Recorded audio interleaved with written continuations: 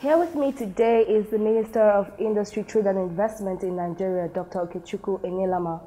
Thank you for joining me. Thank you for having me. In terms of when anyone hears industry, trade and investment, you would know that this is a driving force for economic growth and development in any nation. However, some business and industry owners in Nigeria have said that the ease of doing business is quite daunting. Since your administration, how much of improvement would you say you have made? Thank you again for the interview. I think the first thing to point out is that the industry players and others who acknowledge the importance of ease of doing business and enabling environment are right. They are right in the sense that I would say as a general principle, as a matter of general statement, if you create the right enabling environment, businesses will prosper. I think the real challenge we've had is that for a long time, people paid lip service to this. I came back to Nigeria in 1998, having lived and worked overseas for many years. And, even back then, people were talking about the importance of enabling environment. When I was asked to take on this role in government, I realized that it was something that we had to do something about. The good news is that the president himself, President Buhari, and the vice president and the entire government really acknowledge the importance of enabling environment. And the president, as you know, or may well know, actually established a council to focus on this important subject called the Presidential Enabling Business Environment Council. That council has been going for over 2 years. It's as a result of the work of that council that for over 10 years, Nigeria kept sliding, for instance, in the World Bank business rankings, ease of doing business rankings. It kept going down. It kept sliding backwards, in other words, to the point where we got to 170, 169. But in the first full year we operated, we had a 24-point jump, back to 145, 145 or so thereabout. And, the good news is that even though in the next year we still improved slightly, but we now need to, basically take a second big and bold step to continue this journey. But I do agree that when it comes to ease of doing business, from things as basic as people being able to register their companies, to pay taxes, to obtain government approvals. You may recall that I think at the beginning of 2017, we had the Executive Order 1.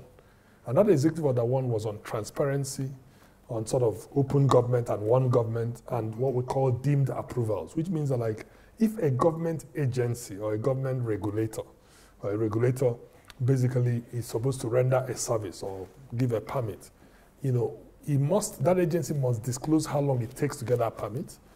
And if after the expiration of that time, when somebody has applied, they don't get it, unless there is a negative response, they can deem it to be a positive response, meaning that that they qualify to get a permit and then go through a process to get it. Obviously, it takes time to implement all this, but at least the vision has been cast and the journey is on. And then based on the executive order by the Vice President of Nigeria, Professor Yemi Osinbajo, who says he signed an executive order for the ease of doing business, how much has improved, in your opinion, since then till now?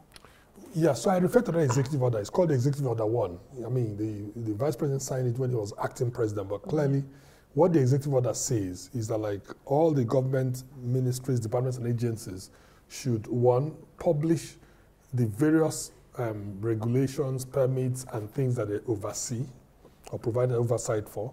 And they should also say how long it takes to get those things, on their websites and on using other media. How effective has this been so far? I think we've made progress. I mean, first of all, if you go and look at websites of the MDAs today, that's ministries, departments, and agencies of government, you see that most of them have active websites. Before, it was dormant. Secondly, I think you agree with me that the citizens are more empowered. They have a better understanding of how long it takes to get something. Now, the actual delivery of the service is not where we want to be, but it's not where we started. So things are getting better. The challenge we have is that it takes time to change the culture of people and for people to imbibe the culture of service. But that's something we have to work on collectively as a people, meaning the government on the one hand and the people who receive the service on the other, meaning the businesses, the SMEs, and all the other stakeholders. All right, and then let's talk a bit about foreign direct investment. Where exactly are we right now compared to when you just joined the administration? So foreign direct investment, as you know, is part of the broader commitment we have to attracting investment. We have 5 planks in the Ministry of Industry, Trade and Investment. One of those planks is specifically that we'll be proactive, meaning that we'll be deliberate. We'll go out of our way to focus on attracting investors into the country, both foreign direct investment and what you might call domestic direct investment, meaning those that are foreigners and those that are domestic, those that are locals, yes. And one of the encouraging signs is that if you look at when this government came in, we immediately went into a recession due to the plunge in oil prices and commodity prices and so on. And I think from the work we've done in terms of the economic recovery and growth plan and the strategic implementation plan of the government before then, we came out of that recession, and the economy is now beginning to grow again. Now, if you come specifically to the area of investment, what you will find is that we've revamped the Nigeria Investment Promotion Commission with a new head. She's been there now for a couple of years, therefore she's probably not as new, Mrs. Yewande Sadiku. She's taking a number of important steps, to promote investments. One of which is to make sure that the Pioneer Incentive Scheme, which the government used to have, is re-established and that it has much broader coverage. And it's been gazetted, and I think companies are enjoying, which is a tax relief you get for investing. We have also been working on just making it easier for investors to do business. What we call the One-Stop Investment Center has also been revamped, which is again sits in Nigeria Investment Promotion Commission, which means if you want to invest, you can go to that location and get all the things you need to invest. The other good sign you see is that if you look at the investments commitments that have been announced, they've been going up, right? Obviously, it takes time after the announcement of an investment to complete the investment. In 2017, for the entire year, we had over $60 billion of investments announced, various commitments at state level, at federal level. This year alone, I think in the first half of the year, we've already exceeded that number. In other words, we've done probably closer to 35 to 40 billion for the first half of the year, which means that you probably do a lot better than what you did last year. But there's still a long way to go in terms of our vision is to make Nigeria the most attractive country to invest in Africa, if not the entire world. So I'll be the first to admit that we have a very bold and a very ambitious vision, and clearly a lot of work is still going on. All right, so in terms of Chinese investment in Nigeria, we've realized over time that China has a keen interest in investing in Nigeria. However, some business owners believe that what they stand to gain surpasses what we would stand to gain as the locals as well. Is this true in any way? I think the starting point is to say that, as you know, the best business partnerships or relationships are those ones where you have win-win. Mm-hmm. So the starting point is not so much who stands to gain more or less, as much as both sides should gain, and it should be sustainable. And from the point of view of China, we just came back not too long ago from what they call the FOCAC meetings, which is the Forum on China-Africa Cooperation. And this was the second one I attended. I attended one at the beginning of the time when we joined the government in 2015. And then there was another one the first one I attended was in South Africa. The one that we went to last month was, a couple of months ago, was in Beijing.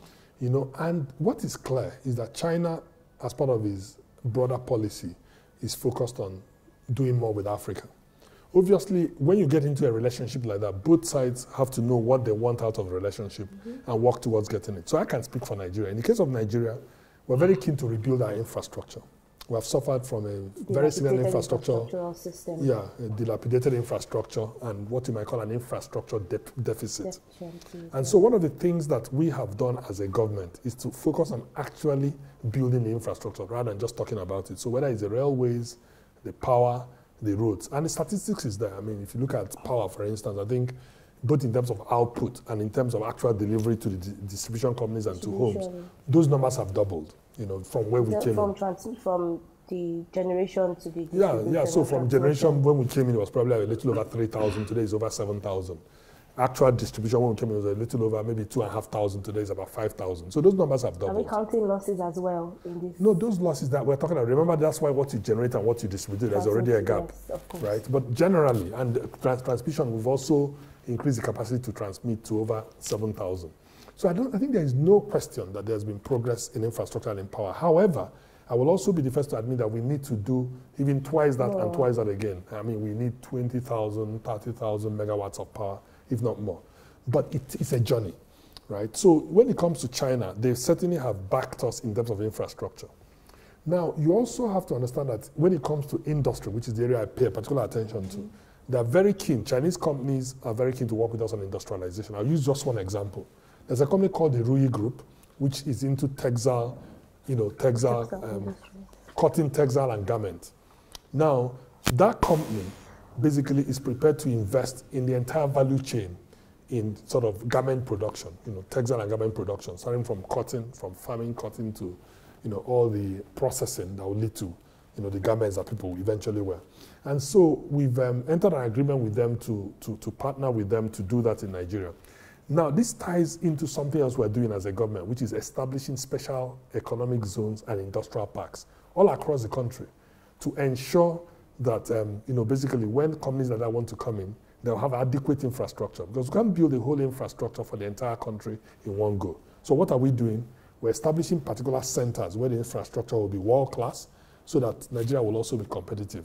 And I think the Chinese, in that respect, have been good partners. You talked about the FOCAC summit. However, I'm wondering, what exactly would the common man get from that summit? So generally, I think, when you have summits at the government-to-government level, there is a process that eventually translates to the benefits to the country and to the common man, to use that term. And, if you look at what is the common man looking for, he's looking for employment, he's looking for health, better infrastructure, and of course, broadly speaking, better living. So when you improve infrastructure, that's for the common man. I mean, better roads is good for the common man, but more power is good for the common man. When you improve industry that will create jobs, for instance, this thing we're doing in the special economic zones will create 1.5 million jobs over 5 years. Those jobs are going to go to Nigerians, not foreigners. It will also improve the living standards. The other thing I should talk about is the Industrial Policy and Competitiveness Advisory Council, which is an industrial council of government, again, established by the president to create a partnership between the government and the private sector. And again, it's around creating jobs and creating opportunities for people. So that council, for instance, is focused on 5 areas. It's looking at critical infrastructure that will help industrialization, things like power again, things like the, better roads, but roads now that go into industry. It's looking at vocational training and skills acquisition. How do you train people to work in industry? Because again, the training people receive in universities and in schools at times can be somewhat theoretical. And at times you need to bridge the gap. You need to bridge the gap between that theoretical training and industry. And what other countries have done is to form a partnership between industry, the academia, that's the schools, and basically the government. And that's what we're doing through the Industrial Council. And we're looking at a number of sectors where we're doing that. We're also working on financing. People need access to financing that is, that is attractively priced. In other words, that is not too expensive. The banks today are lending at 25, 30%. But if you look at the development banks like Bank of Industry, which is part of our group or part of our ministry, they're lending at sub 10%. That's the kind of thing the common man needs. And we're also looking at trade and market access. How do you make it easier for people to trade? To move their goods, get their goods to market, and get the goods sold. But how much of this is being implemented currently, and what?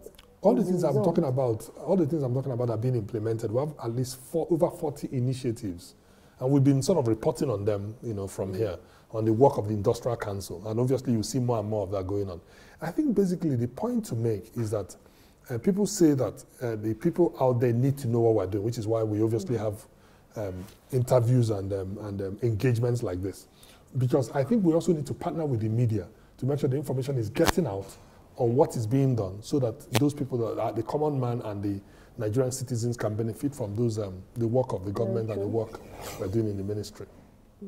All right, yes. And looking at the government's policies on trade and investment, one would believe that Nigeria has to be a very large global economy. However, we haven't seen a lot of this, right? What exactly would you say the constraints are? Is it in terms of implementation? What exactly do you see the challenges? Well, I think when it comes to trade, there are several things that help to make an economy. An enabling environment. An enabling environment is one, but I just wanted to capture some that we haven't talked about yet. So when it comes to trade, the kind of agreement you enter into is important. As you know, we're trying to enter into a continent-wide agreement the Africa Continental Free Trade Area Agreement, which is basically to increase the market for our products, right? Not just for us, but also for other African countries as well. So that Africa will trade more with itself. African trade now, intra-Africa trade now is under 20%, maybe 70%, maybe 15%. If you look at other regions of the world, the regional trade could be as much as 30, 40, 50, 60%. You know, we think we need to improve that, and that's why we're doing this agreement. Now, we're also trying to enter into bilateral and strategic agreements with key countries or key markets that we trade with. Like, you know, you talked about China earlier. We're trying to do the same with Europe. We're trying to do the same with the US and you know, parts of other parts of the world. The important thing is that like trade is something that you need to be very deliberate about, and you know, between both sides. And the other thing there about trade, which is where you started from, is that like you have to make trading easier. For instance, if you look at our ports, you know, we are clearly working to decongest the ports because insofar as international trade is concerned, both export and import, the ports are mission critical. All right, and market confidence is very essential for investors. What is the Ministry of Industry, Trade and Investment doing in this regard? It's a good question and point, because when we came in, one of the things we noticed was that like there was a lot of discouragement because of the recession we had gone into. Our confidence was down. So what we're doing is, one, in terms of investor confidence, business confidence, and market confidence, you know, the way you rebuild that is by engaging and by obviously, you know, making sure the economy is improving. So as you know, the economy has turned the corner. We started to grow again. We basically launched and established the Economic Recovery and Growth Plan that I talked about earlier, which is a medium-term plan, 2017 to 2020, that spells out the economic program of government, because that's what businesses and the private sector need, to know what are the plans of government so they can key into it. And I think the feedback we've gotten so far has been very positive. The other thing that helps is what we talked about earlier, investment, you know, attracting the kind of investment to the country that will rebuild the economy and also build market confidence. I think the final thing I would say is that, like, in terms of the policies of government, you know, we are determined to partner, you know, with businesses, including the big and small businesses, you know, to make sure that we're making it easier for them, and also that the government is doing its own part. And the part of government, really, there are three things that I would say government must do. Number one is policy, you know, basically to create the policy environment where businesses can plan and can improve. Number two is infrastructure, to create the infrastructure to make it easier, because infrastructure is collectively owned and collectively established. And then finally is basically to make sure that we are a proactive government in dealing with the issues that government faces, what you might call the soft issues, right, or soft infrastructure. You know, what are the issues they face and how can we help them to solve those issues? And this, that is really what this government is about. You know, we are committed to being, you know, in partnership with the businesses that are in our country. You did mention the Economic Recovery and Growth Plan. It's supposed to span from 2017 to 2020. How feasible is this? I know that the government has started something, but then how possible is it for it to get completed by 2020? Well, you know, first of all, the thing about plans for countries, as you know, is that they're revolving plans, because the country never stops. So it's not a project in that sense. So the whole idea is to have a medium-term plan. So we have some specific interventions, some specific plans, or what you might call programs, right, that will help the economy, that will help. And that's what we have. So if you look at the plan, it has three objectives. The first objective is to get the economy growing again. The second objective is to invest in our people. And the third objective is to make the economy more competitive. And on all those objectives, we're making progress. Now, if you look at the priority areas, it has several priority areas, starting with agriculture, and food security, to power, transportation, and other infrastructure, to industrialization. So on all those things, we're not waiting. So it's not a matter of feasibility, it's a matter of implementation. We're implementing the plan, day in, day out, week in, week out. And the progress may be slow in some areas, but faster in other areas. But we are committed to it. So what we'll expect is that as we near 2019, 2020, obviously we expect, like that's why I say like a rolling plan, we expect to do another medium-term plan and even eventually a longer-term plan, 10, 20, 30-year plan. That's what countries like China do. They have long-term plans, then they have the medium-term rollout. And I think that's where we're headed. All right, and finally, I know you mentioned a bit about partnering. How much of partnership should we expect from the government with the private sector? Because I understand that in terms of industry, trade and investment, the private sector is also doing their part, right? What kind of collaboration should we expect? I think what we would like, and I'm glad you asked this question, because for me, my vision of not just the government, but even specifically in the Ministry of Industry, Trade and Investment, is that like we consider ourselves the enabling, the Ministry of Enabling Environment for Industry, Trade and Investment. In other words, we're not the ones that are going to do the industry, trade and investment per se as government. We are doing the work we're doing to make it easier for businesses to engage in industry, to trade, and to invest. So that's the first point. So partnership is essential. Partnership is pervasive in all we do. So I think the best thing I might do is to tell you how are we implementing those partnership ideas. And I'll use 3 examples in the interest of time. One is, you may be aware that earlier this year we launched something called the Focus Labs. These Focus Labs were an attempt to understand, for those that want to invest, what are the things that are the bottlenecks that are facing, so we can solve them. This was a method that was used by Malaysia very successfully, And from that exercise, we got commitments of over 20-something billion, $22 or $23 billion of commitments that were imminent, that people will invest in, where it's either there is some regulatory bottleneck that are facing, or there is something that they need from government. So that partnership is one example.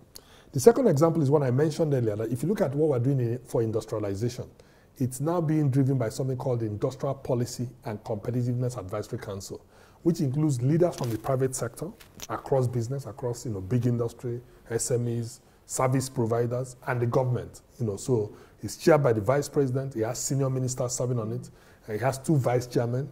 One is private sector, one is government. I am the government vice chairman because of being the Minister of Industry, Trade and Investment. Alhaji Aliko Dangote is a vice chairman. We have a second vice chairman called Atedo Peterside, the former CEO and chairman of Stanbic Bank. And then, of course, the Minister of State for Industry, Trade and Investment is also a second vice chairman. And the relationship has been excellent. We meet every month, solving problems mutually. And I think the final thing I would say is that even for our infrastructure, we also need to partner. So, for instance, one of the things coming out of this work is that for industrial roads, or roads that will help industrialization, where the private sector would like to, just get the road done, we have come up with a program that will allow them do those roads and claim tax credits back from government. And that is something the private sector is very happy about, because at times they have roads they want to do maybe within their locales, localities and locales where they're operating. And frankly, we've been able to work out an arrangement that will enable them, not wait for government until we get there, until the budget gets to that. So I think the scope for partnership is extensive, and this is only just the beginning. All right, thank you very much for your time. Thank you. Thank you for having me, and I wish you every success in your endeavors. Thank you. Thank you.